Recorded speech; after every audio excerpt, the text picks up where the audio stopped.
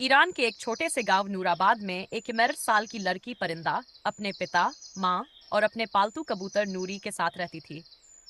उसका गांव पहाड़ों के बीच बसा था, जहां दूर दूर तक शांति पसरी रहती थी।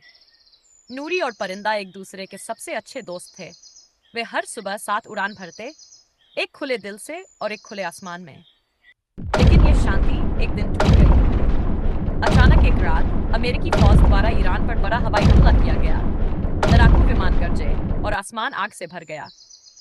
गांव के पास के एक सैनिक अड्डे को निशाना बनाया गया था, लेकिन उसके आसपास के रिहायशी इलाके भी इसकी चपेट में आ गए। परिंदा का घर बुरी तरह हिल गया। दीवारें कांपने लगीं और छत का एक हिस्सा गिर पड़ा। बम की आवाज से नूरी पिंजरे में बुरी तरह डर गया और परिंदा कांपती हुई माँ बाबा को ढूंढने लगी। जब सब कुछ शांत हुआ, तब तक गांव का आधा हिस्सा राख में बदल चुका था। खेत जल गए, पेड़ गिर गए, जानवर मारे गए और इंसान चीखते हुए इधर उधर भाग रहे थे। परिंदा के पिता उस हमले में मारे गए। माँ बुरी तरह घायल हो गई। परिंदा अब अकेली हो गई थी। नन्ही उम्र में बहुत बड़ा दुख उसकी झोली में आ गिरा। पर इस दुख में भी परिंदा ने हार नहीं मानी। उसने गांव के घायल जानवरों की देखभाल शुरू की। कुत्तों के घाव साफ करती, घायल बकरियों को खाना देती और पक्षियों को उड़ने लायक बनाती। साथ ही वह मां की सेवा भी करती। उसकी नन्ही कोशिशें गांव वालों के लिए आशा की किरण बन गईं। नूरी, जो कभी डर के मारे पिंजरे से बाहर नहीं आता था, अब हर सुबह खुले आकाश में उड़ता और वापस लौटकर परिंदा के कंधे पर बैठ जाता, मानो कहता हो, हम फिर उड़ सकते हैं।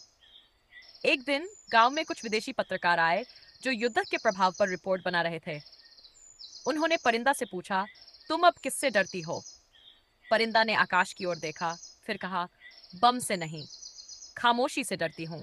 जानवर और इंसान दोनों यहाँ रो रहे हैं और दुनिया सुन नहीं रही। उसकी ये बात पूरी दुनिया में वायरल हो गई।